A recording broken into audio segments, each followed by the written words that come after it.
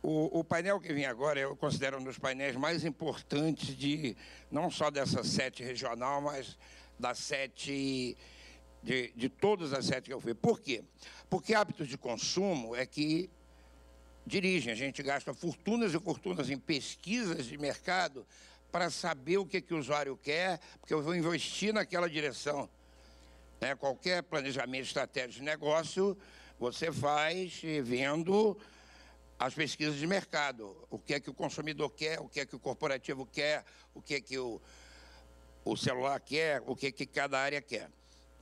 Nós juntamos aqui 3 especialistas e mais uma quarta empresa de pesquisa, que eu não sei se já chegou, Arthur. Chegou já? Então, ontem teve aqui o debate, viu, Arthur, vocês, o Fernando Paiva, Guilherme Saraiva e a Giovana, né? É Giovana? Giovana do Ibope, cadê? Levanta o braço. Muito obrigado por ter vindo. É painel importantíssimo. Ontem o debate aqui, o Roberto Franco, que é um dos maiores expoentes da SET, pessoa vice-presidente lá do SBT, em que a discussão é aquela: 63% do market share ainda é da TV aberta. Mas as novas gerações estão aí. Eu dei o exemplo do meu filho, que estava aqui ontem, faz cinema, e falei que hoje a pessoa senta em frente o que se chama convencionalmente de TV, mas você não sabe o que ele está assistindo. Antigamente, até 20, 30 anos atrás, você está assistindo TV. Mas hoje, você vai lá ver o Eric, meu filho, quando ele não está no Counter-Strike, ele está no Netflix. Tá? E tem uma lenda aí que as pessoas acham, não é o meu caso, eu sou muito disruptivo, até por ter nascido hiperativo, que diz o seguinte: eu duvido, quando o Eric tiver 30 anos, se ele vai voltar a ver TV aberta. Então é TV aberta, TV para assinatura ele também não vê. Ele vê só aquele canal de surf lá, eu lembro, o Ru, né? Acho que só vê aquilo. Se passar o rock, o surf ou games. Então esse painel, viu, Guilherme, é uma responsabilidade danada, porque hábitos de consumo de mídia pela população no Brasil e no mundo é que dirige os planos de negócio, concorda? Dirigem os planejamentos estratégicos de negócio.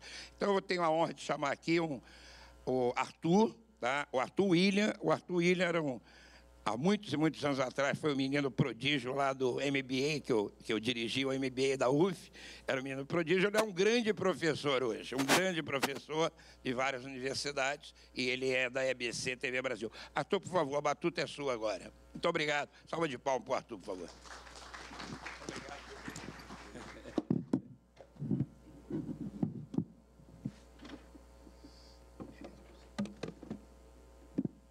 Bom dia, obrigado, Cristóvão, pelo convite. O Cristóvão é um entusiasta da educação e a formação nessa área. Com todas essas mudanças constantes, é fundamental todo mundo se reciclar, participar de eventos como esse.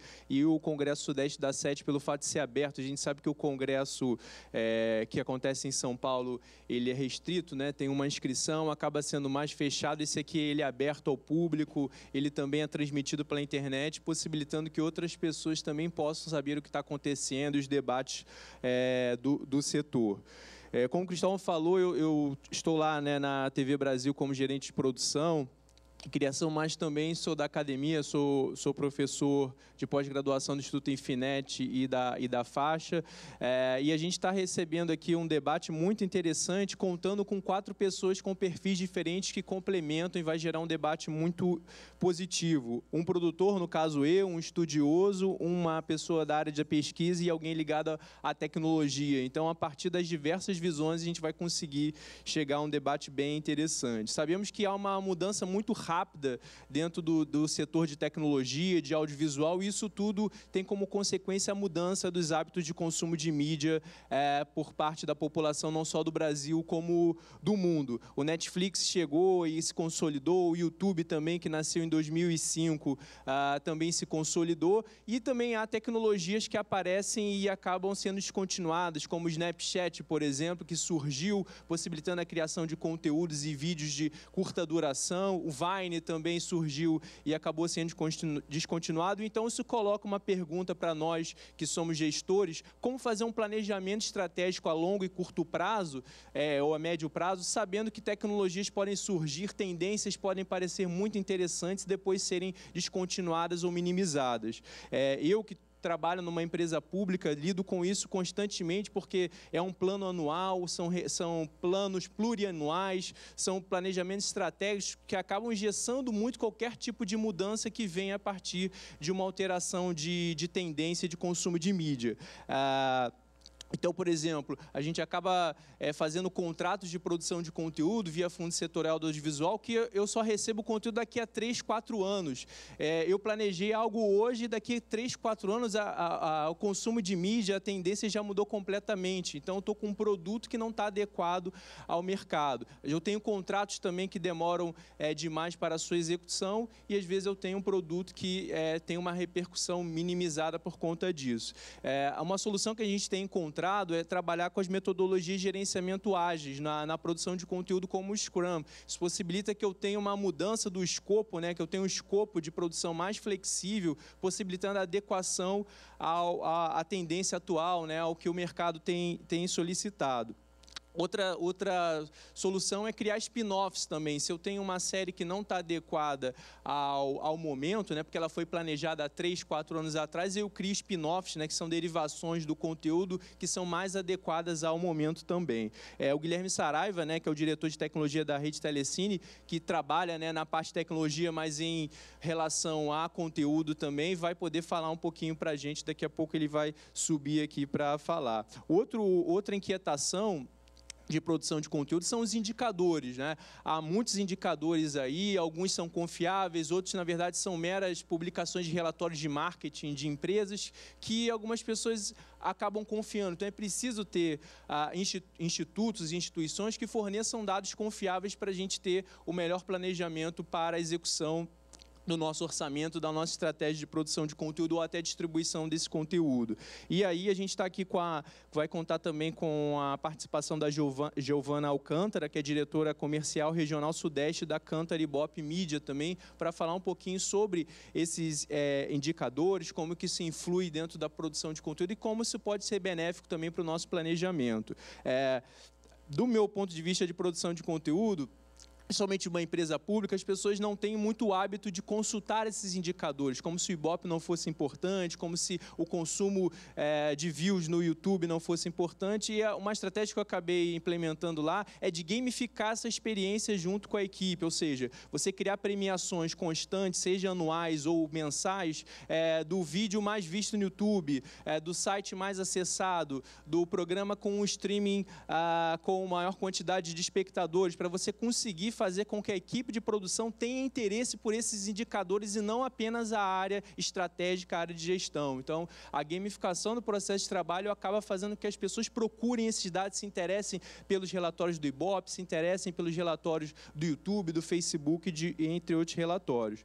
A gente também está vivendo uma geração aí dos milênios, Eu estou passando a dar aula agora para pessoas nascidas a partir do ano 2000 e é completamente diferente, da minha geração, da geração das pessoas que estão aqui presentes. E isso é um quebra de paradigma muito grande. A gente precisa entender qual é desse público, para onde é que vai. E aí é isso.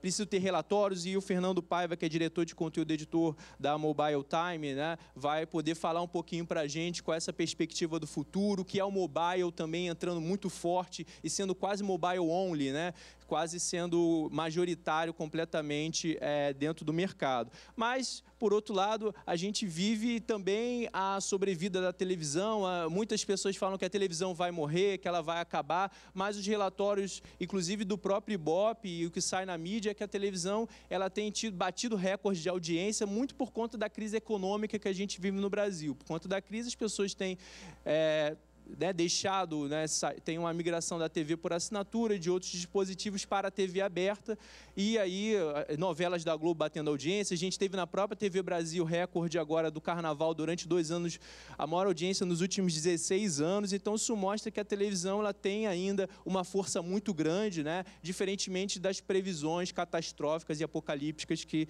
existiam. E para terminar e já chamar aqui as pessoas para iniciar suas apresentações, temos a perspectiva futura, né? Nós temos aí a produção de conteúdo voltada para o mobile, que impõe uma estrutura vertical de produção de conteúdo, muita gente produzindo conteúdo com celular em pé, acostumada com isso. A gente vê até no próprio Jornal Nacional, lá Globo, tentando catequizar as pessoas para você filmar com o celular deitado, porque o hábito é em pé. Então, assim, será que as pessoas vão se adaptar ao horizontal, ou elas vão continuar fazendo, ou a televisão vai ter que se adaptar, a mídia vai ter que se adaptar ao vertical. A internet das coisas também, o IoT, que coloca uma série de problemáticas para a gente, principalmente pela redução do poder de escolha do público, né? A automação do entretenimento, e as transmissões ao vivo também pelas redes sociais, que são uma tendência que tem acontecido muito. Então, um pouco de tudo isso a gente vai discutir aqui. Eu queria chamar para começar sua apresentação. A gente vai ter 2 apresentações aqui e depois um debate. Chamar o Fernando Paiva, que é jornalista, pioneiro no mercado de conteúdo móvel, mobilidade de forma ampla, criador e idealizador do Mobile Time, é responsável por essa publicação e por importantes eventos do setor, como Tela Viva Móvel, Bots Experience e o Fórum de Operadoras Alternativas. Vamos receber aqui o Fernando Paiva.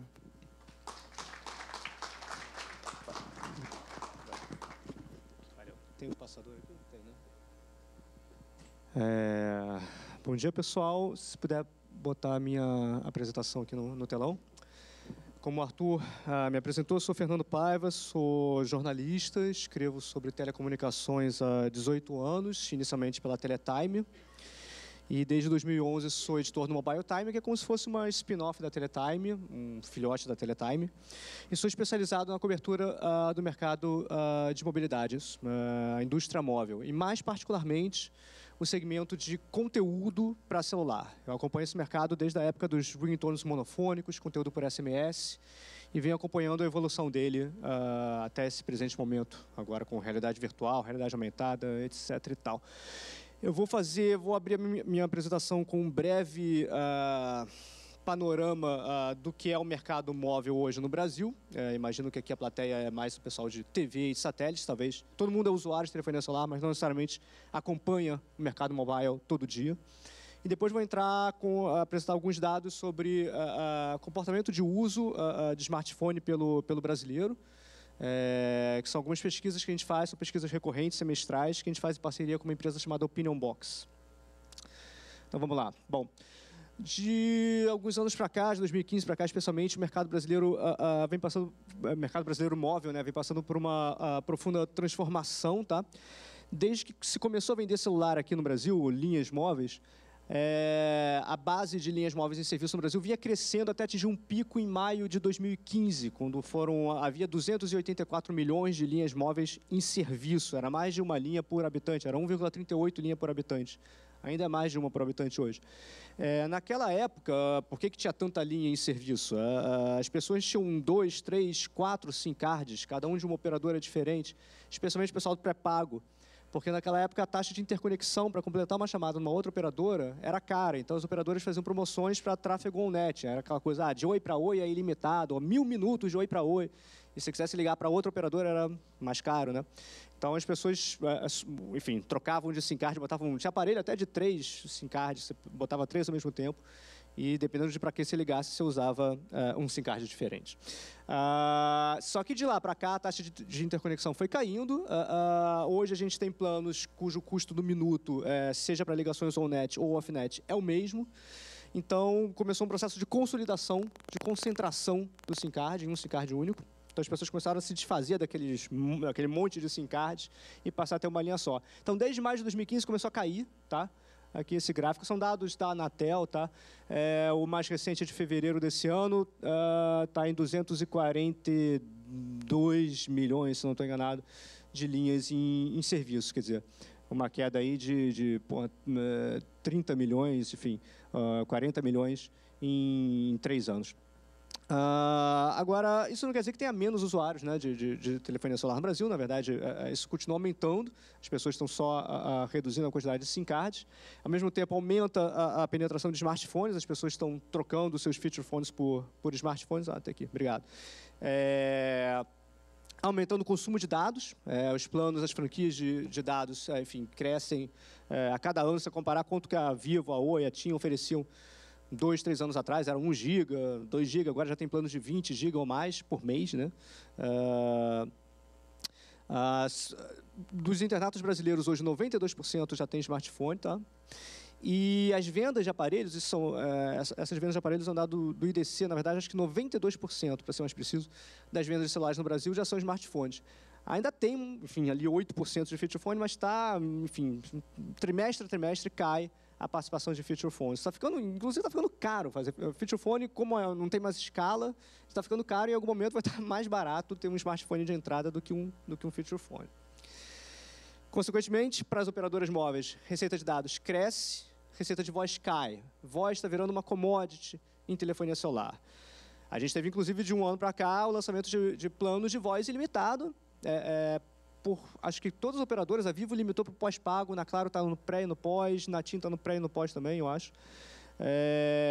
E limitado para qualquer operadora, seja fixo, móvel, enfim, Brasil inteiro, DDD, desde que você use, claro, o código da própria operadora, né, o código de longa distância. Enfim, voz definitivamente virou uma commodity e a receita de dados segue crescendo. Agora, como é que o brasileiro está usando o seu smartphone? 3 anos atrás, eu como jornalista, editor do Mobile Time, sentia falta de pesquisas de mercado independentes e que acompanhassem o comportamento de uso do smartphone pelo brasileiro de forma recorrente, né, para a gente acompanhar a evolução e como é que está mudando o hábito do brasileiro. E, na época, a gente foi procurado por uma empresa chamada Opinion Box, que realiza pesquisas online. Eles têm um painel de cerca de 100 mil pessoas no Brasil. Então, eles ofereceram uma parceria para a gente começar a acompanhar o comportamento do usuário brasileiro. Então, desde então, de 3 anos para cá, a gente realiza uma série de pesquisas semestrais. A gente tem 3 linhas de pesquisa, vou apresentar dados de 2 delas. Uma é sobre o uso de apps no Brasil, para medir a popularidade, quais são os apps mais usados hoje no Brasil, enfim. E outra é sobre o uso de mensageria móvel, especificamente mensageria. WhatsApp, Facebook Messenger, Telegram e o SMS. A gente acompanhou ao longo desses 3 anos a queda contínua do SMS semestre a semestre no Brasil. Tá? E tem uma terceira que é sobre comércio móvel, que eu não incluí aqui, porque são só 15 minutos, a gente tem que andar rápido. Mas quem quiser, esses relatórios são gratuitos, esses relatórios geram conteúdo para o Mobile Time. A ideia inicial de fazer essa pesquisa era, enfim, gerar conteúdo independente para o Mobile Time. Mas a gente publica esse conteúdo na forma de relatórios em PDF e o download é gratuito no nosso site. Tá? Sobre a pesquisa de apps. Esses dados são da pesquisa mais recente publicada pela gente, que foi em dezembro do ano passado. Está para sair uma nova agora em junho, final de maio, começo de junho. Então, os dados talvez mudem um pouquinho, mas não muito. Tá? Então, 98% dos internautas brasileiros com smartphone já baixaram e instalaram um aplicativo. Existe aí uma minoria de 2%, que deve ser minha avó, que tem smartphone, mas não sabe usar e nunca instalou um aplicativo. Agora, pouquíssimos, 1/5 dessa base já pagou por um aplicativo, tá? Só 19% comprou um aplicativo efetivamente para o seu smartphone. Agora, 56% já fizeram o que a gente chama de compras in-app, são compras dentro do aplicativo. Isso comprova o sucesso de um modelo de negócio muito comum nas lojas de aplicativos móveis, que é o chamado modelo freemium. É uma mistura de free, gratuito, com premium. O aplicativo, o download é gratuito, mas aí, depois de você baixar e começar a usar, você descobre que tem um monte de coisa dentro do aplicativo que é vendido. É muito comum em joguinhos, inclusive, se vocês têm filhos pequenos, cuidado, porque volta e meia eles clicam lá para comprar coisa, você nem, enfim, tomara que eles não tenham a senha da loja de aplicativo para baixar, para comprar. Enfim, então mais da metade já fizeram compras in-app. Tem essa questão de não poder, de poucos terem comprado, tem algumas razões para essa proporção ser baixa, tá? Uma delas é a baixa penetração de cartão de crédito no Brasil, é uma das coisas que as pessoas argumentam para nunca ter baixado. Outra é a dificuldade, a impossibilidade de testar um aplicativo antes de baixar. Como é que você vai comprar um aplicativo que você não pode nem sequer testar, você vai baixar só olhando aquelas telas que aparecem na loja de aplicativo? Isso está mudando agora, porque estão chegando aplicativos instantâneos que você pode testar antes, mas é muito novo ainda. Tem várias formas de você medir a popularidade de um aplicativo. Você pode medir por quantidade de downloads, você pode medir por quantidade de usuários únicos mensais, os MAUs, né, Monthly Active Users, por quantidade de sessões. E tem várias empresas que fazem já um acompanhamento bacana desses outros indicadores.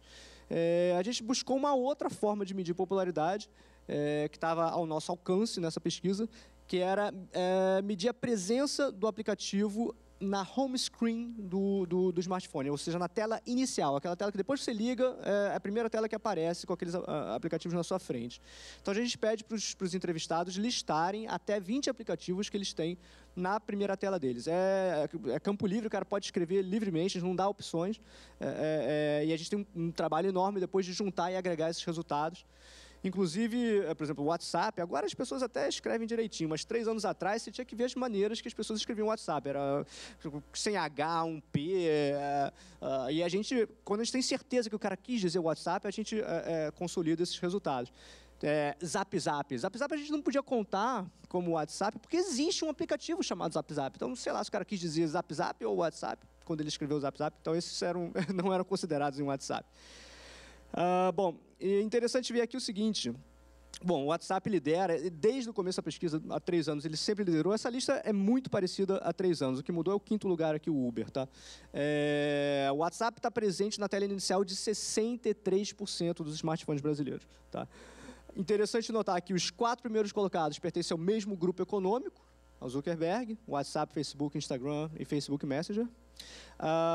Uma coisa que a gente tem notado continuamente, semestre a semestre, o WhatsApp perdendo participação, ou, na verdade, perdendo presença na primeira tela do smartphone brasileiro. Na primeira pesquisa, ele estava em 86% e vem caindo continuamente. Não quer dizer que as pessoas estejam deixando de usar o WhatsApp. As pessoas estão tirando o WhatsApp da home screen. Não sei, talvez querendo esconder, não quero que outras pessoas vejam, ou se esquecendo de mencionar ele na pesquisa, o que eu não acho provável. Acho que realmente elas estão tirando da home screen. Tem a outra pesquisa de mensageria móvel, que eu vou apresentar resultados daqui a pouquinho, mostra que o WhatsApp é, sim, muitíssimo utilizado. Ele tem uma hegemonia total no mercado de mensageria móvel no Brasil. Mas as pessoas estão tirando da home screen. O Uber, assim, todos esses, na verdade, tirando o Instagram deu uma subida no último ano, mas o WhatsApp e o Facebook saindo perdendo participação da home screen. O Instagram crescendo, o Messenger acho que está estável, na verdade acho que o Messenger caiu. E o Uber, que foi uma ascensão meteórica. 2 anos atrás, o Uber, a gente no relatório, a gente publica um ranking dos 20 mais presentes, tá, na home screen. 2 anos atrás, o Uber nem sequer aparecia nessa lista dos 20. E agora ele está aí em 5º lugar com 15% e ele cresce semestre a semestre. E aí, bom, vocês conhecem, todo mundo aqui deve, ou quase todo mundo talvez use o Uber. Nessa crise econômica, muita gente começou a dirigir o Uber, né? E muita gente passou a usar o Uber porque é mais barato do que táxi. Essas são as explicações para o Uber estar subindo bastante aí na presença na home screen. Uma outra pergunta que a gente faz é se a pessoa pudesse ter um único aplicativo no seu smartphone, qual aplicativo seria? Isso é para medir, enfim, qual é o aplicativo favorito do cara. E desde a primeira pesquisa sempre foi o WhatsApp. Olha ali, metade dos internautas brasileiros com smartphone, se só pudessem ter um aplicativo, seria o WhatsApp. Facebook vem em 2º lugar lá atrás, com 7%. E esses outros 3, engraçado, Banco do Brasil aqui, né? Deve ser os funcionários. Mas assim, 3%, 2% está dentro da margem de erro da pesquisa, tá? Tem um monte de gente empatada ali com 2%, 1%. Essa pesquisa nova que a gente vai lançar agora no final de maio, mudaram esses, o 4º e o 5º lugar, tá? Acho que o importante é ver aí o resultado principal é o WhatsApp. Esqueci de comentar, a pesquisa é feita com cerca de 2.000 pessoas, tá? Grau de confiança 95% e margem de erro 2,2 pontos percentuais. Sobre jogos, isso é uma coisa legal, você estava comentando, né, Gustavo, como está crescendo o uso de jogos eletrônicos no mundo inteiro. Inclusive, ontem a gente deu uma notícia no Mobile Time que, pela primeira vez, nesse ano de 2018, a receita com jogos móveis no mundo vai ser mais da metade da receita total com jogos eletrônicos. 51%, uma previsão de um instituto de pesquisa norte-americano que acompanha o mercado de games. Primeira vez que isso vai acontecer. Mobile já liderava, já era a principal, mas esse ano vai ser vai ser 51%. Bom, no Brasil, 68% dos internautas com smartphone declaram que costumam jogar joguinhos no seu smartphone. E não estamos falando de criança, enfim, adultos, homens, mulheres. Inclusive, a proporção de mulheres é maior do que a proporção de homens jogando jogos. E estamos falando muito de jogos casuais, tá? Esses 3 são os que lideravam na última pesquisa. O Candy Crush, todas as pesquisas, desde o começo, o Candy Crush foi lançado em 2012, já tem 6 anos e continua, pelo menos no Brasil, sendo o jogo mais frequentemente jogado no celular. Tá? O Pokémon GO, a gente acompanhou, como a gente faz 6 meses essa pesquisa, o Pokémon GO apareceu na pesquisa, sei lá, um ano, um pouco atrás, e sumiu. O Super Mario Run também apareceu entre os 5 maiores e sumiu. Tá? Então, é muito dinâmico esse mercado, tirando o Candy Crush, que parece que é eterno. Essa aqui eu acho que interessa particularmente a vocês. A gente pergunta se a pessoa assina algum serviço de entretenimento móvel, cujo conteúdo ele consuma principalmente no smartphone. Estamos falando de serviço pago, que ele pague mesmo. Né? 32% declara que assina algum serviço. Pode ser vídeo, pode ser música, pode ser games. Né? E aí, para esses 32%, né, cerca de 1/3, a gente pergunta para ele listar até 3 serviços que ele assine. Né? E o Netflix também, acho que desde a primeira pesquisa, lidera, tá? E vem crescendo a participação. Se eu me lembro bem, cerca de 2/3 desses 32% citaram Netflix. E o Spotify vem em segundo lugar. Tá? Em terceiro está o Deezer, que é um rival do Spotify de música, mas está bem atrás do Spotify. E o Deezer ele tá crescendo porque ele vem embarcado na TIM. Todo assinante da TIM ganha o Deezer junto, que é o Team Music. Aí tem essa confusão também, Team Music by Deezer, e tem o Deezer sozinho. E agora são uns dados breves sobre mensageria móvel, que eu acho que complementa também, porque, enfim, cada vez mais se consome também mídia através de mensageria, mídia gerada pelo próprio usuário, né, tráfego de vídeo, de fotos. Aqui um dado sobre o SMS, que a gente vem acompanhando a queda, enfim, contínua.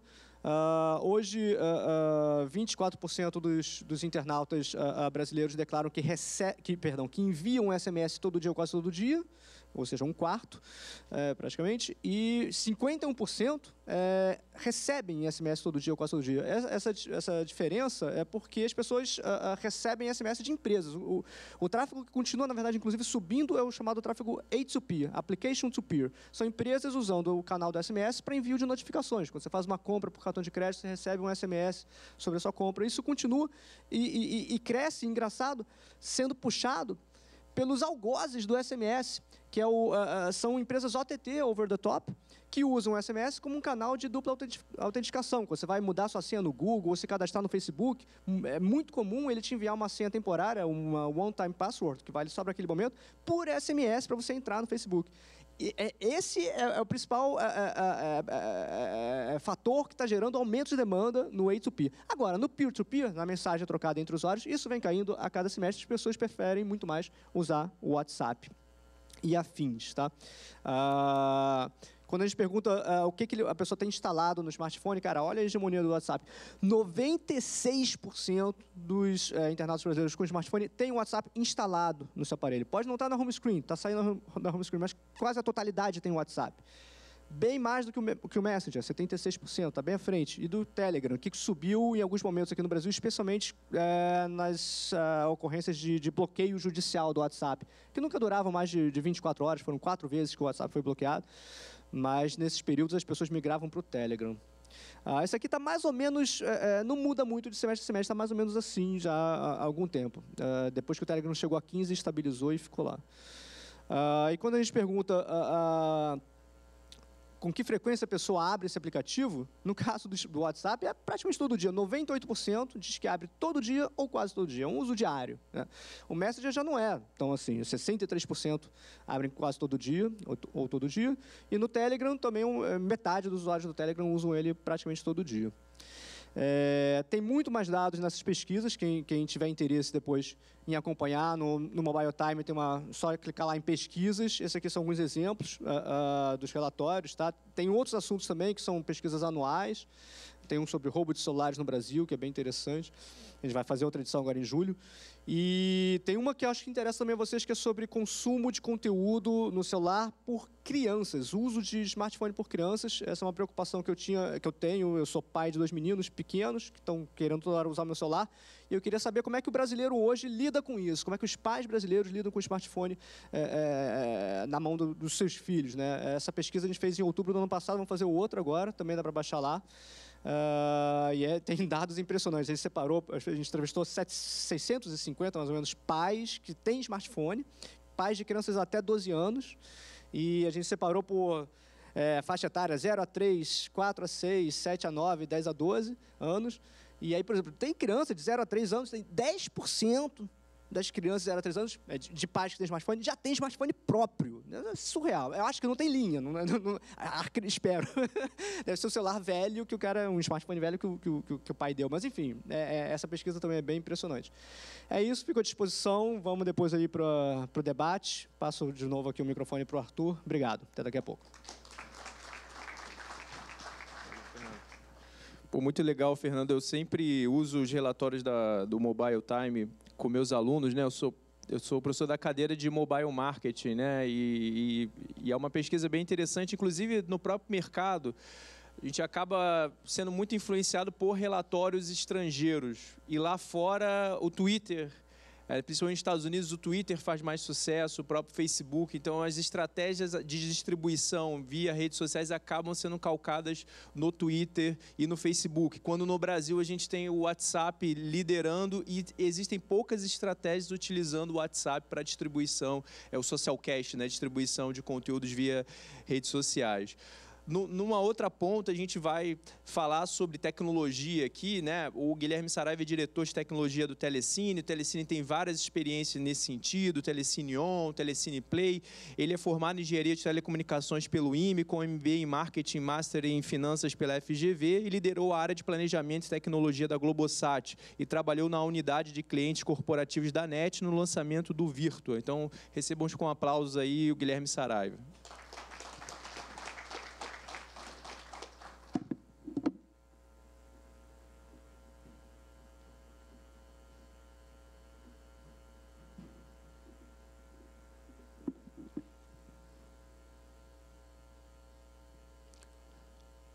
Bom, pessoal, bom dia. Sempre um prazer estar aqui com os amigos da SET. Vou falar aqui sobre hábitos de consumo e também um pouquinho sobre as tendências, o que é que nos espera, né?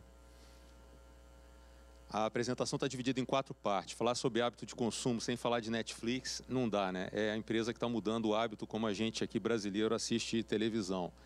Falar um pouquinho da experiência do Telecine Play, essa é a parte do hábito. Em termos de tendência, vou dar uma visão aqui do mercado rápido do mercado mundial e falar um pouquinho desse ecossistema que está envolvido aí nesse novo cenário digital. Então, primeiro, Netflix inventou a história do binge watching, maratona. Não gosta de carnaval, tem 10 séries, cada série com 10 episódios, a pessoa passa o carnaval assistindo séries, né? Quer dizer, muita gente fez isso. Veio uma notícia depois, o Netflix vicia, e em pesquisa que a gente fez com o consumidor, tem gente que diz que cancelou a assinatura porque vicia. Então, é um hábito novo. Sua próxima história, a história não é do canal, a história é dele, né, do consumidor, é a sua próxima história. Assista onde quiser, cancele quando quiser, olha a liberdade aí, né, que o consumidor tem. O pessoal ama a Netflix, né? A Netflix se identifica como uma menina, né? O pessoal pergunta, por que é a Netflix? Aí o pessoal do atendimento responde que eu sou menina, né? Então é uma marca fofinha, né? Transparência, o que ele está cobrando, pode sair a hora que quiser, entrar a hora que quiser, uma liberdade enorme com total transparência. Resumindo aí, só tem 15 minutos, então tem que ser rápido, né? Então, 7 pontos principais do Netflix, ressaltando aqui a liberdade que ele sempre coloca, né? Isso é muito característico da internet. Eu acho que o mundo da TV por assinatura, da onde a gente vem, tem uma dificuldade muito grande de você conseguir. Você tem que falar com atendimento, para qualquer coisa, né? O Netflix é bem diferente, né? Essa questão da transparência é muito importante e o atendimento, um posicionamento muito amigável quando você tenta falar com a marca, né? Então, esse é um novo posicionamento do prestador e isso está influenciando muito o hábito de consumo. Falar um pouquinho aqui do Telecine. entrando no detalhe de tecnologia. Então, a gente vem do ambiente em que tem uma camada de sistemas aqui já estou entrando na tecnologia, né? Que são sistemas assim pesados, que processam dados da empresa, e são sistemas que mudam muito pouco, né? Você vai fazer um projeto de um ERP. O mundo digital, ele precisa de uma dinâmica diferente. Então, quando a gente montou essa plataforma nova, né, que foi lançada agora dia 30 de outubro de 2017, a maior transformação que a gente fez não foi a plataforma, foi a forma como a gente se relaciona com o nosso cliente. Eu vou repetir porque essa é a parte mais importante. O que mais importante não foi a mudança da plataforma, foi a forma como a gente se relaciona com o nosso cliente. Eu vi uma frase outro dia que causou um impacto, né, assim, muito grande, e eu vou repetir para vocês, né? O pessoal falou o seguinte: cliente é aquele que paga pelo seu serviço. Telespectador é uma mercadoria que você vende para um assinante. É assim, uma frase meio dura, mas isso tem me marcado muito e eu acho que a gente está tentando mudar a forma como a gente encara o nosso cliente, né?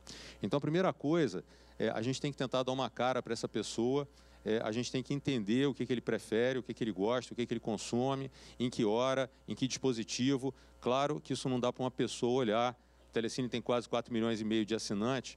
Então, obviamente, a gente está indo para uma área aí de Big Data, você tem que trabalhar com números enormes, né?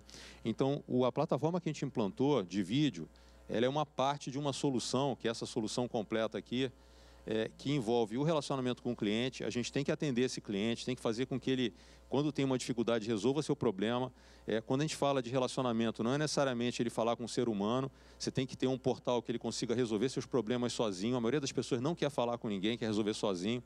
Hoje, 80% dos problemas a gente resolve pelo nosso portal. Surgiu um problema, você cria uma resposta nova para ser dada para o cliente na hora. Se quiser fazer alguma campanha, isso pode acontecer na hora. Então, tudo isso aqui tem uma velocidade muito diferente desse mundo aqui de baixo, né? Isso aqui é a famosa aí, TI bimodal, né? Você tem uma camada ágil sentada em cima de uma camada que é mais baseada em transações, né? Então, esse é o modelo e a gente vem trabalhando assim desde outubro do ano passado. Resultado disso aí, né? Na nossa plataforma 1.0, de 16 para 17, a gente cresceu 33%. Com a nova plataforma, a gente cresceu 75%. Não dá para dizer se isso aí foi mudança de hábitos, foi efeito da plataforma ou os dois combinados. O fato é que tem crescido bastante o uso da distribuição via o nosso aplicativo Telecine Play. Smart TV é uma outra coisa também que está mudando o hábito. A Smart TV ela começou a decolar há 1 ano, 2 anos atrás. Hoje, talvez, a quase totalidade das vendas de TVs sejam Smart TVs. E existe uma diferença também, que as Smart TVs antigamente eram TVs, bastava ter um conector RJ45 e dizer que era Smart TV, mas tinham capacidade de processamento e de memória limitados. Então, hoje, a Smart TV realmente está ficando smart. Hoje responde para a gente por quase metade da audiência que a gente tem, e parte da audiência que está aqui por trás também, nesses outros dispositivos, né? Web e mobile, acaba que a pessoa acaba espelhando na TV. Então, o pessoal quer assistir, pelo menos a nossa programação na TV é o ambiente preferido, né? A gente tinha informação, basicamente, assim, semanal, né? O que foi assistido na semana passada, e assim, números muito fechados. Na hora que você consegue ter tudo em tempo real, você consegue saber o que está sendo consumido em cada momento. E uma surpresa grande é que tem um consumo enorme na parte da tarde aqui. Quando você compara com o antigo horário nobre, né, você vê que tem aqui um consumo no meio da tarde que chega aí a 60%, 70% num dia útil. No domingo, quando a gente vê a semana inteira, o domingo a audiência à tarde e à noite é bem parecida, né? E o perfil dos dias da semana se repete aí ao longo da semana. Então é assim que as pessoas estão assistindo o nosso produto, né? Dá para ver também o seguinte: a madrugada, que começa aqui o domingo, a madrugada, ela é muito mais forte do que a manhã. Então o pessoal prefere assistir filme 2 horas da manhã do que às 9 da manhã. A audiência da madrugada é muito forte também. Bom, outra coisa, a famosa história da cauda longa, né? O que você botar na plataforma vão assistir. Bota filme preto e branco da década de 40, bota Carlitos, vão assistir. Só que a concentração é muito maior no blockbuster. Então a gente lança, tem sempre a nossa super estreia no sábado, no domingo você tem os picos de audiência, e hoje a maior audiência que a gente já teve aqui, o maior sucesso é Moana, mas dá para ver que as super estreias, elas realmente arrebentam, depois elas sustentam uma audiência média aí ao longo do tempo, mas quando o produto é colocado na plataforma, tem realmente um pico de audiência muito forte, o pessoal quer ver a novidade, e assim que o filme sai do cinema, a primeira plataforma que ele vai é a do Telecine, então o pessoal fica aguardando ali para poder assistir, por exemplo, Doutor Estranho, um sucesso grande, Grande Muralha, Logan, saiu do cinema, foi para a nossa plataforma. Bom, fechei a parte do Telecine e falar um pouquinho do mundo. Isso aqui é um estudo da TIT, não adianta aqui ficar repetindo, mas só mostrando que a audiência dos canais abertos está caindo. Quando a gente olha o mundo da Pay TV junto com o canal aberto, que é essa tendência aqui, em pouco tempo, desde 2013 até 2017, você perde aí de 90%, cai o share aqui de 90% para 74% da audiência. Esse branquinho e o laranja são YouTube e Netflix. Então, o YouTube e Netflix é 20% da audiência, já deixou de ser novo entrante, já é mainstream, é uma audiência enorme. Hoje, se a gente considerar o Netflix como um produto de vídeo por assinatura, é a maior operadora do país, já passou net, já passou todo mundo. Então, é realmente um produto mainstream, não é mais novo entrante. Outra coisa interessante desse estudo é o valor médio. Existe uma cadeia tradicional, os criadores, os programadores, os distribuidores, que resulta num valor aqui médio por hora de 81 centavos de dólar. Na estrutura do Netflix, 15 centavos por hora assistida. É uma estrutura mais barata e talvez o Netflix não supra todas as necessidades do ser humano de conteúdo. Então é 15 o Netflix, mas no fundo o cara vai querer ver notícia, esporte. Então esse pacote aqui acaba virando, sei lá, 45, 60. Mas é um modelo que tende a ser menor do que esse aqui, né? Agora, tem uma frase famosa aí do IBC, que a Fox falou que esse modelo de 10 dólares por mês não sustenta Hollywood e toda essa cadeia aqui, né? Então, onde é que a gente vai parar, né? Continua nesse modelo aqui ou a pessoa contratando produtos aqui na faixa de 10 dólares, né? Esse é um desafio aí, a gente vai ver o que vai acontecer. Então, essa é uma tendência mundial, e tem uma outra pesquisa que foi feita aqui pela Ativo, que pergunta para os americanos quem usa uma assinatura de OTT. E no fechamento do ano passado, quase 70% usavam uma assinatura. Essa pergunta é meio aberta, não quer dizer se ele está assinando ou se ele está usando a senha de outra pessoa, mas 70% do mercado já consome esse produto, já deixou de ser novo entrante, já é um produto de massa. E o que é interessante é que esses produtos se dividem em 4 categorias principais, né? Então você tem os caras que são os mega VOD, porque muitas vezes que a gente pensa em internet, pensa só em VOD, mas a audiência linear na internet está crescendo também. É o que está aparecendo aqui com esse pacote de empresas que está vindo aqui embaixo, que são as empresas que às vezes são chamadas de Virtual Pay TV, Virtual MVPD, às vezes é chamada também de Skinny Bundle. Então, esse grupo aqui está crescendo bastante, o pessoal botando canal de TV na internet, e tem também aqui os canais premium, né? Então, tem empresas aqui de tipos diferentes, do Mega VOD, do pessoal premium, que é onde o Telecine também se encaixaria, né? Só que isso é um mercado americano. E tem o pessoal de plataforma. Quem está brigando aqui é o pessoal da Sony com o produto que é o PlayStation Vue. Então, tem mercado para todo mundo, quem vai liderar aí na frente não dá para saber ainda, mas esse é um cenário aí americano, né? Então, espontaneamente, mais da metade da população diz que usa, consultada nessa pesquisa, usa Netflix, né? O Amazon também crescendo e Hulu aqui, alguns com mais de um serviço contratado. Bom, falar um pouquinho agora sobre o que está acontecendo no ecossistema digital. A gente não está sozinho nesse ambiente. Além do Telecine, a gente tem os estúdios que fornecem conteúdo, a gente tem os gigantes digitais, com quem a gente aí tem uma relação, operadores e fornecedores de hardware e software, né? Eu vou falar um pouquinho desses 3 aqui, o que está acontecendo com eles, né? Começando aqui pela parte de operadoras.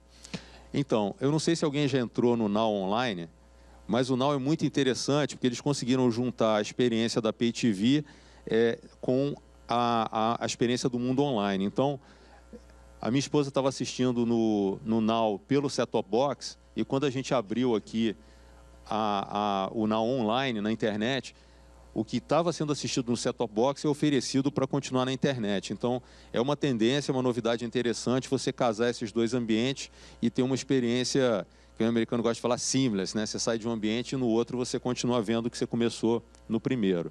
Então, isso é interessante, está acontecendo no Brasil. Outra coisa, a Oi está vendendo banda larga com aplicativo de vídeo, né? Os pacotes aqui que eles estão oferecendo. Conectividade com mais canal. Isso aí é TV por assinatura ou não é, né? Bom, é oferecido de uma outra forma, né? Não é considerado SEAC, mas de certa forma é internet com um aplicativo empacotado, né? Bom, terceiro ponto aqui que está de app para ser uma loja de conteúdo. Então as pessoas vão entrar na tela, já entram hoje, quem tem TV LG WebOS, e vê uma loja de conteúdo.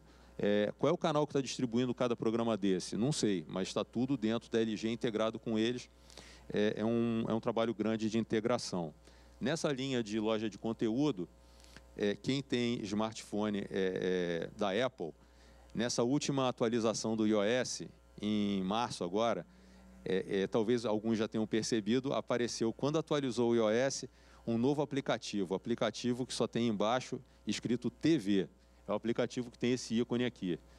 Quem que atualizou a versão do iOS já percebeu que tem o aplicativo TV? Algumas pessoas, outros talvez não tenham percebido ainda, mas esse é o portal de consumo de vídeo da Apple. A Apple está montando também um ecossistema. Hoje, se vocês entrarem no aplicativo TV App da Apple, vocês vão ver que lá dentro tem conteúdos do Globoplay, da Amazon, do Prime, da HBO e talvez tenha mais um ou outro. Tem pouca gente ainda, mas a Apple está fazendo um trabalho, ele quer virar um portal realmente.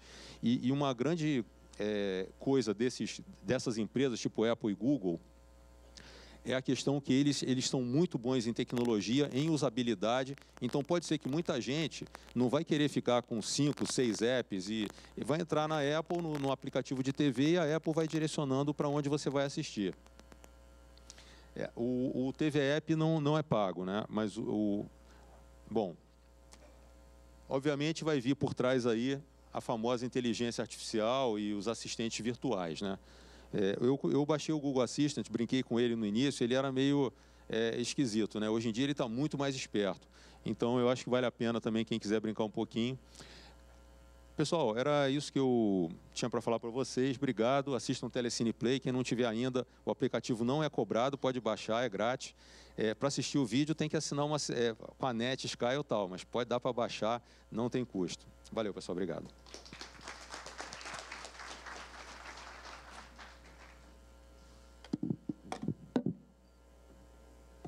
Obrigado, Guilherme. Muito boa apresentação. Pedi para você vir para cá, o Fernando também e a Giovana, para a gente começar aqui o debate com a Giovana. A Giovana é formada em comunicação social, é pós-graduada em marketing. Há 16 anos na Cantar Ibope Media, já atuou em mercados regionais e na gestão de 14 filiais no Brasil. Atualmente é diretora comercial da Regional Sudeste, sendo responsável pela ampliação dos negócios e profissionalização dos mercados sob sua gestão. Então, a Giovana vai aqui começar essa provocação aqui do debate, com base no que foi falado e também apresentando o trabalho dela lá na Cantar Ibope Media. Obrigado, Giovana. Ok. Gente, bom dia. É um prazer estar aqui com vocês. Obrigada à organização da SET pela essa oportunidade. Hoje eu sou Cantar Ibope Media, né, desde final de 2015.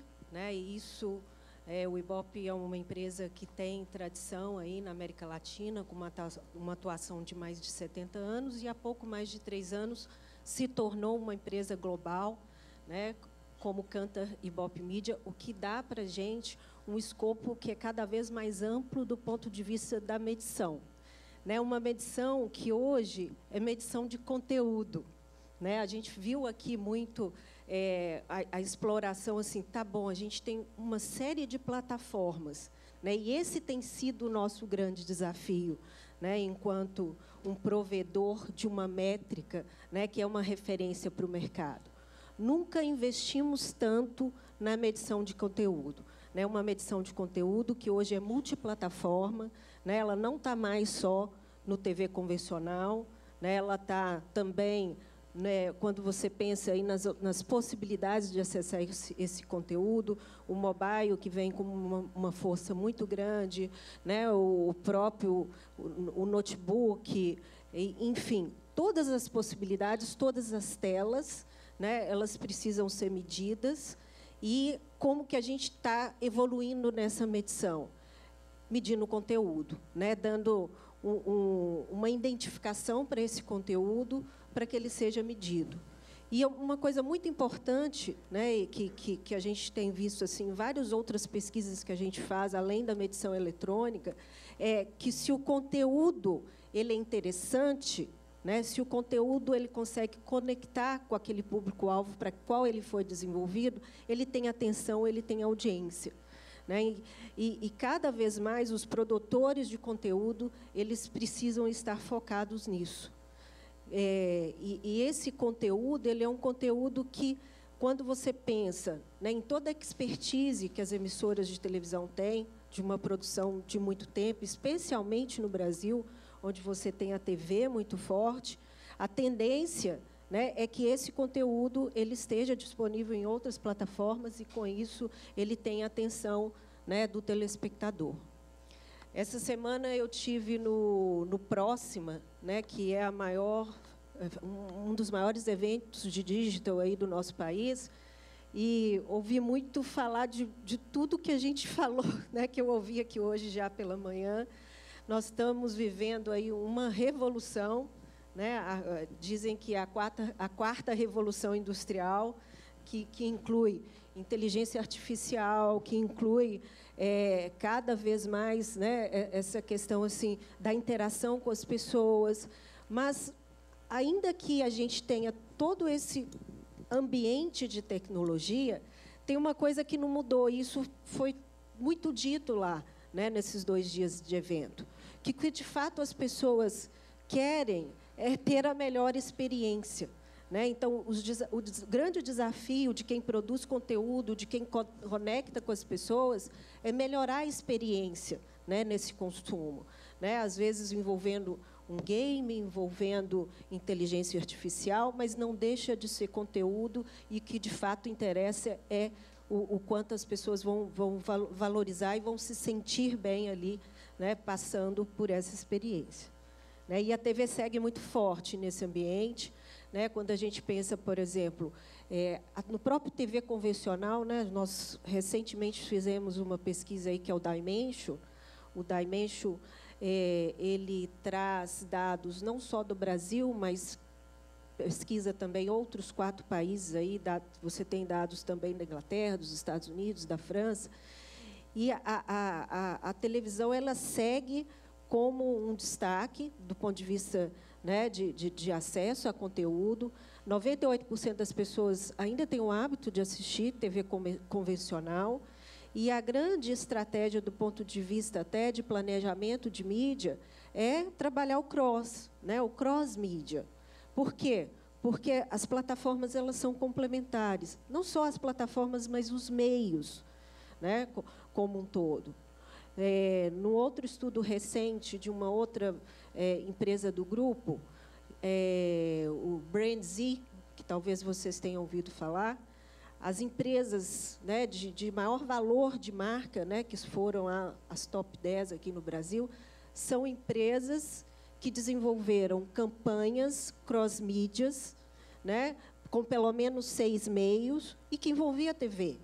Né? Ou seja, de novo, além de ser um meio que tem conteúdo relevante, que tem audiência, ainda é um meio muito importante na construção de marca, e, se bem trabalhado juntamente com os outros meios, né, o resultado é muito positivo. E outro ponto, a gente teve citação aqui, né, a Cantar Ibope Mídia também acompanha o investimento publicitário. Né, quando a gente olha aí no estudo recente, né, trazendo os dados de retrospectiva 2017, na prática a gente tem 72%, tá, que é o dado mais recente, do investimento publicitário bruto concentrado em TV. né? Tudo bem que a gente está falando de investimento publicitário bruto, baseado na tabela de preço das emissoras, né? Nesse dado, a gente tem dado de TV aberta e também de TV por assinatura, né? Os formatos de merchandising também sendo valorados, mas, de novo, né? Valorizando, né? Assertivamente, medindo que a TV ela segue com relevância, a TV não vai acabar, né? Ela tem aí assim como a gente falava do rádio lá atrás, né? O rádio vai morrer, não, o rádio não vai morrer, a TV não vai morrer, e o grande desafio de todos os meios é produzir conteúdos que consigam transitar em todas as plataformas, né? E esse é o desafio, né? Acho que de grande parte desse público que está aqui hoje, né? Tem gente, pelo que eu entendi, de tecnologia, mas que está vivendo esse ambiente aí de ser desafiado a cada dia com produção de conteúdo que gere interesse. Obrigado. Queria fazer uma pergunta para ela. Quer fazer? Pode fazer, pode fazer. Acho interessante esse dado que você apresentou da concentração da verba publicitária, né, em TV. Quando a gente fala com o pessoal de mobile, eles mostram estudos de que hoje o usuário, isso no Brasil já e no mundo, enfim, já passa mais tempo olhando o celular do que a TV. E a participação do mobile no bolo total publicitário, não sei quanto é agora, mas, enfim, é menor que a TV, pelo menos no Brasil, né? Mas que está crescendo e, enfim, haveria uma desproporção hoje. A TV estaria com muito mais do que mereceria, digamos assim, porque o usuário não passa mais tanto tempo na TV quanto passa no celular. Você vê uma tendência, de fato, do mobile subir e, por conta da gente passar mais tempo, em algum momento, o mobile superar a TV em receita publicitária? O mobile, sem dúvida, é uma das portas de entrada para acesso de conteúdo, né? E à medida que cresce a penetração de smartphones, fica mais forte. Na nossa base de dados, a gente tem hoje cerca, né, de 42% ali que tem smartphone com acesso a 3G e 4G, né? Porque você precisa também, né, de uma internet de velocidade para acessar esse conteúdo. E o que a gente tem do ponto de vista de medição até da questão do investimento publicitário, o mobile é plataforma, né? Ele não é meio. E quando a gente fala desse investimento do mobile, ele está dentro do investimento do digital, né? E hoje, cada vez mais, a gente tem contemplado essa cobertura do investimento publicitário do digital, né? Porque ele hoje, até o ano passado, ele incluía cerca de 170 sites e formatos de display e search. Né? Já esse ano, a gente evoluiu, né? Já estamos aí com mais de 250 sites cobertos. Do decorrer do ano, a gente vai incluir, né, a publicidade em vídeo, em mídia programática, né, o mobile como plataforma de publicidade. Então, a tendência, de fato, é que esse número ele fique mais robusto, né, em termos de participação no investimento publicitário, mas não é do mobile em si, mas sim do digital em geral. Bom, eu tenho uma dúvida também aqui. Tá bom. Não, porque assim, não é a minha área, né? Mas assim, eu escutei uma vez dizendo que esse bolo publicitário brasileiro ele excluiria gastos com Google e Facebook, quando se olha esse 100%. Então, que por isso que o número continuaria muito grande da TV. Isso é verdade ou... Na prática, você tem esses players do mercado que não estão abertos à medição, né? Hoje, por exemplo, o Facebook não disponibiliza a base de dados para que alguém, como a Cantar e Ibope Media, possa fazer essa mensuração. É uma discussão muito forte do mercado, né? Até porque, do ponto de vista da indústria de comunicação, qual que é a contribuição que esse player dá, né, para os veículos, para as agências. É uma discussão que não é só no Brasil, ela é global, né? Então, quando eu falo de Cântara hoje, tenho uma discussão no sentido realmente de conseguir fazer, né, com que essa parte da indústria tenha dados mais abertos para que a gente consiga medir, né? Outras coisas que aconteceram recentemente os deixam mais flexíveis para conversar uma conversa, quando eu estou falando assim, né, desses escândalos, né? Não preciso nem dizer exatamente o que é, mas muitos, né, que envolvem, inclusive, a questão da trust news, né, o quanto que as notícias são confiáveis, enfim, dos dados, né, que vazaram. Então, tudo isso está dentro de um ambiente, dentro dessa indústria de comunicação, que gera uma reflexão, que gera a necessidade de uma discussão, de negociação, para que a gente tenha mais clareza, inclusive na medição. Legal. Eu queria até, o professor Cristóvão quer fazer uma pergunta, mas antes eu queria fazer duas perguntas. Uma para a Giovana, que é a questão da dificuldade das métricas. O Guilherme já adiantou um pouco dessa dificuldade de vocês de acesso a dados privados, né? O Guilherme até trouxe aqui dados que são privados da própria rede Telecine, que a Kantar o Ibope tem dificuldade de acessar. Os dados também das TVs por assinatura, vocês vinham também numa caminhada de tentar acesso a isso. Houve uma parceria com o Twitter também recentemente, né, para utilizar os dados de menções no Twitter para contribuir para o relatório do Ibope, resolver a questão do time shifting também, né, que é a audiência retardada, das múltiplas telas. Como é que vocês têm caminhado nesse sentido? E também deixar uma pergunta para depois o Guilherme e o Fernando responderem, de como a legislação também acaba impactando essas estratégias. A gente sabe que o Zero Rating foi proibido pelo Marco Civil da Internet, foi regulamentado, mas ainda não foi implementado. E você também tem uma tentativa da Anatel de colocar pacotes para a internet fixa. Então, isso tudo impacta as estratégias, o modelo de negócio da Telecine e de outras empresas. Giovana. Tá bom. Primeiro, só para ficar claro para todo mundo, como já é a medição hoje.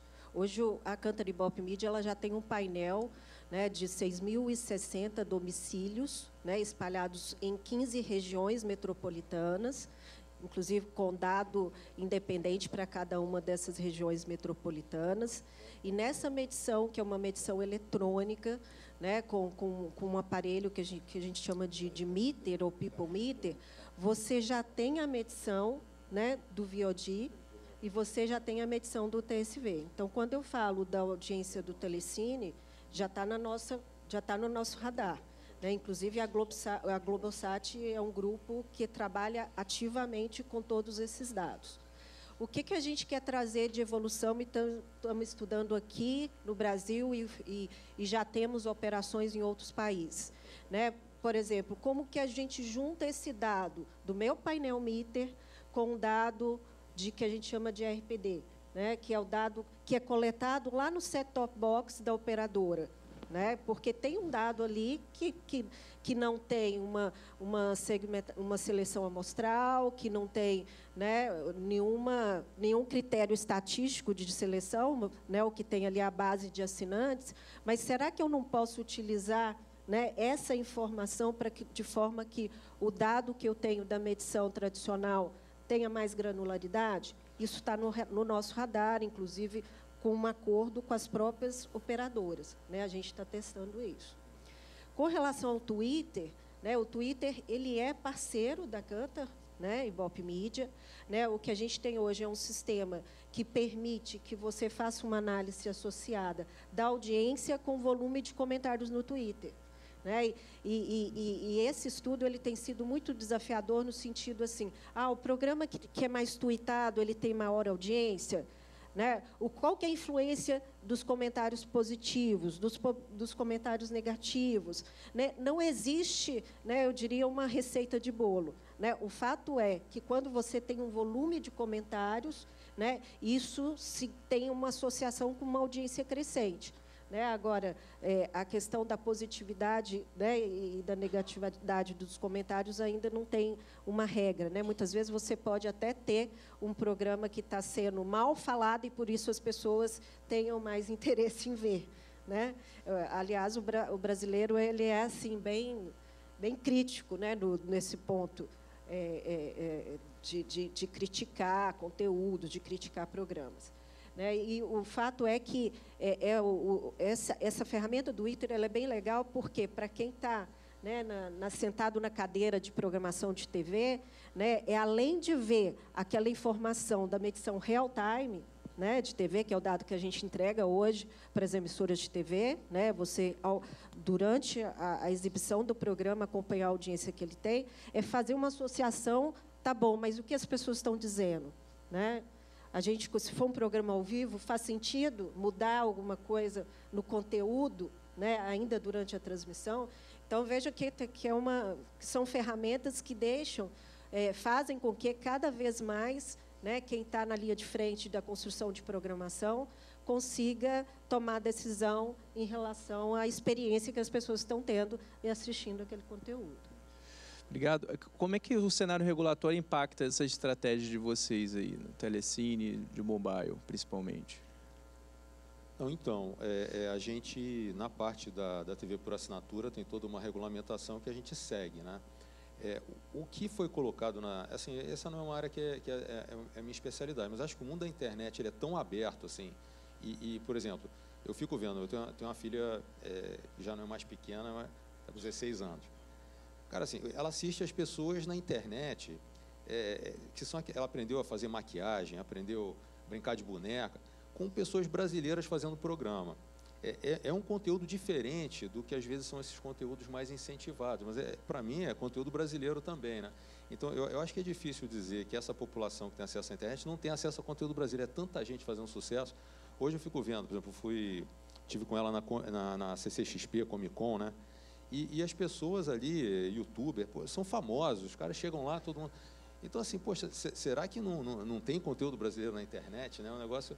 Agora, quando você está pagando para assistir alguma coisa, aí vem aquela coisa, será que um conteúdo que é pago precisaria seguir outras obrigações? Aí eu não sei dizer, isso foge que minha área é tecnologia. Mas hoje na internet, acho que a gente tem uma liberdade, né? Quem nunca viu Porta dos Fundos, assim, sabe? Acho que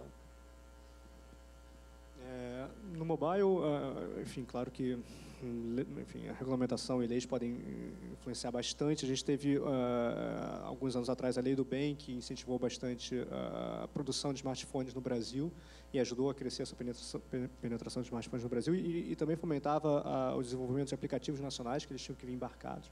Embora, enfim, não deu tão certo essa parte dos aplicativos, mas não dá para discorrer agora sobre isso. Agora, sobre o zero rating que você mencionou, quer dizer, o marco, há controvérsia se pode ou não pode zero rating. Na verdade, o que seria o zero rating, né? O zero rating, na concepção das operadoras móveis, elas estão fazendo. Você dar acesso gratuito a um determinado aplicativo, não descontar da franquia de dados. Então, a TIM tem o WhatsApp de graça, Facebook ilimitado, blá, blá, depende do plano, não desconta da sua franquia. E é isso que elas chamam de zero rating, e elas entendem que isso não feriria o Marco Civil da internet. Não feriria, assim, o Marco Civil da internet protege a neutralidade de rede. Sim. As operadoras entendem que zero rating não fere a neutralidade de rede. O que ferir a neutralidade de rede seria você oferecer ou cobrar da OTT por um acesso privilegiado ao seu conteúdo naquela rede, entendeu? Nos Estados Unidos, não sei se todo mundo está a par, mas a neutralidade de rede agora, por uma decisão da FCC, que é a Anatel americana, vai acabar, agora em maio. Aí acabar mesmo, a princípio. A não ser que tenha algum recurso na justiça, não sei. O que vai acontecer com o fim da neutralidade de rede? As operadoras de telefonia, de telecomunicações, sejam fixas ou móveis, vão poder cobrar, assim, de um telecine, do Netflix, do Google, um valor para dar um acesso, digamos, privilegiado, para conferir mais banda para aquele serviço. E aí a internet, que hoje é uma coisa livre, em que você consegue acessar com a mesma velocidade, em tese, um blog do fulano e o site do Google, em tese, enfim, você vai deixar não vai ter mais a mesma velocidade. Às vezes um site pesadão vai ser acessado super rápido porque está pagando, e o blog simples do carinha ali que não paga nada, não vai demorar um tempão para ser acessado. Isso é o fim da neutralidade de rede. No Brasil, ela está protegida, mas é diferente de zero rating, são coisas diferentes. Mas dá para discutir, dá para dizer que zero rating fere também. Tem gente que tem argumentos sólidos sobre isso e do outro lado também. É bem controverso. Cristóvão, quer falar? Eu vou dispensar minha pergunta, que a gente está muito atrasado, mas vocês não precisam sair daí, não. Eu vou pedir para o Gerson. Tem pergunta da internet, da web, né? Tem pergunta da internet. Eu vou pedir para o Gerson responder, já adiantando o que vai acontecer no painel de fechamento, que é a cereja do bolo, que é os diretores da Globo, da Globosat, do SBT, de multimídia, que virão aqui fechar. Tem uma pergunta aí do internauta que é sobre a Copa do Mundo da Rússia. No último painel de hoje vão ser faladas novas tecnologias que vão ser usadas na Copa do Mundo da Rússia pela Globosat, TV Globo, o SBT vai falar sobre outros conteúdos. E uma das perguntas do internauta é sobre o 5G, em que o Gerson falou antes. O Gerson membro do Conselho Diretor do Projeto 5G Brasil. Eu vou pedir o Gerson me responder. A Luana, por favor, faça a pergunta. Gerson, por favor, pega aqui. Vou apresentar o Gerson aí para vocês, tá? Depois. Na verdade, são duas perguntas, tá? Uma para o Gerson e uma para o Arthur. Vou fazer primeiro a sua, Gerson. 5G na Rússia para a Copa do Mundo está apta ao live de baixo custo? Olha,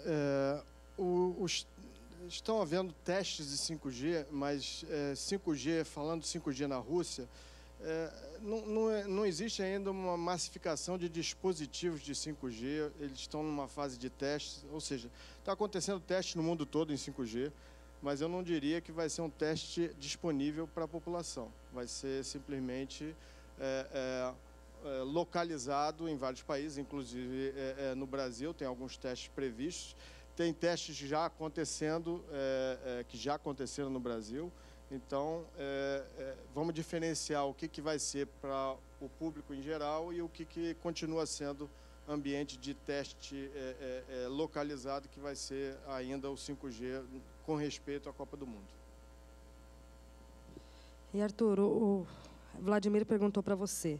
O formato vertical, que é o padrão na maioria das coberturas live por smartphones em tragédias como o incêndio de São Paulo e atentado terrorista em Paris, enfim, novos formatos ou catequese sobre como usar? Então, na verdade, o que o mercado tem encaminhado para contemplar tanto a exibição vertical quanto a horizontal são vídeos quadrados, né? Então, de certa forma, você consegue ter uma experiência do usuário boa tanto na visualização paisagem quanto a visualização retrato. Então, é um pouco do que o mercado, principalmente digital, né, dos produtores de conteúdo digitais, para você adequar isso. Mas, efetivamente, é difícil você mudar o hábito da população de produzir conteúdo vertical.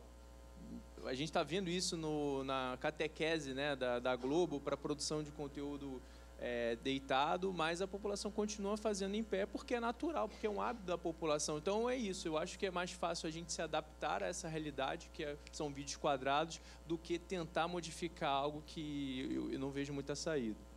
Acrescentando aqui, acho que no ano passado o Snapchat, quando ainda estava crescendo, agora está meio embaixo, mas ele chegou aqui no Brasil a estimular algumas agências de publicidade a gerarem conteúdo profissional publicitário para o Snapchat na vertical.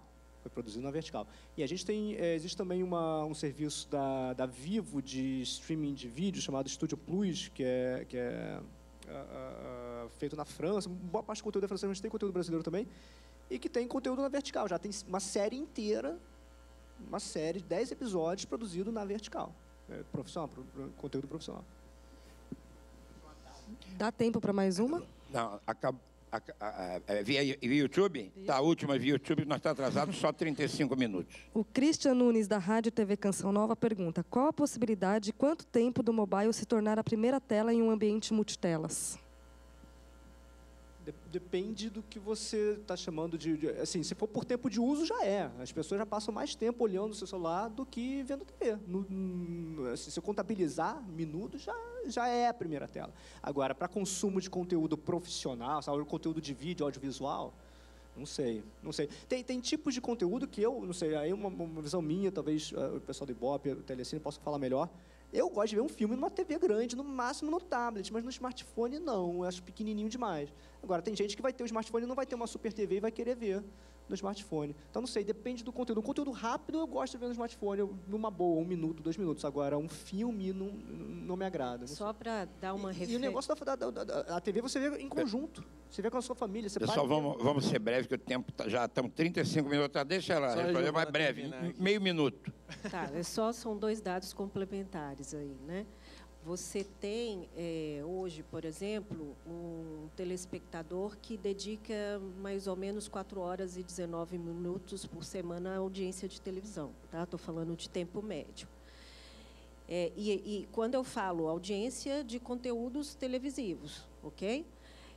Quando a gente olha para o VOD, né, para o Video On Demand, que pode ser consumido também numa plataforma como o mobile, você tem ali cerca de 2 horas e 32 minutos. Né? Isso significa que a disponibilidade para assistir conteúdos televisivos, inclusive no TV, no aparelho convencional, ainda é muito relevante no nosso país. Agora, de fato, à medida que, né, os produtores de conteúdo desenvolvam, né? Conteúdos que estejam disponíveis também no mobile.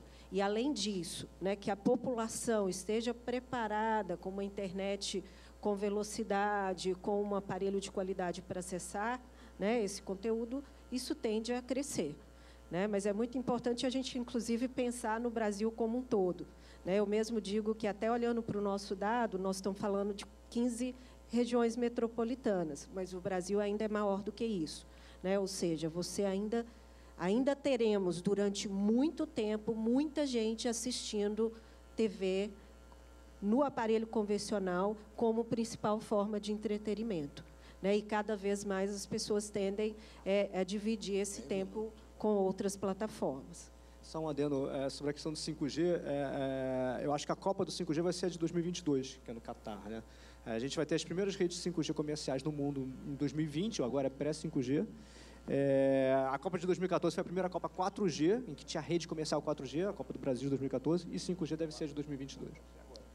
E um comentário já que falaram do Telecine também, 25% da nossa audiência é em dispositivo móvel e é cinema, e a gente está batendo hoje, as pessoas principalmente assistem em casa com Wi-Fi, né, conectado à banda larga, a gente bate 2 megabits, a qualidade é excelente em mobile, tanto tablet quanto smartphone, é 1/4 da audiência.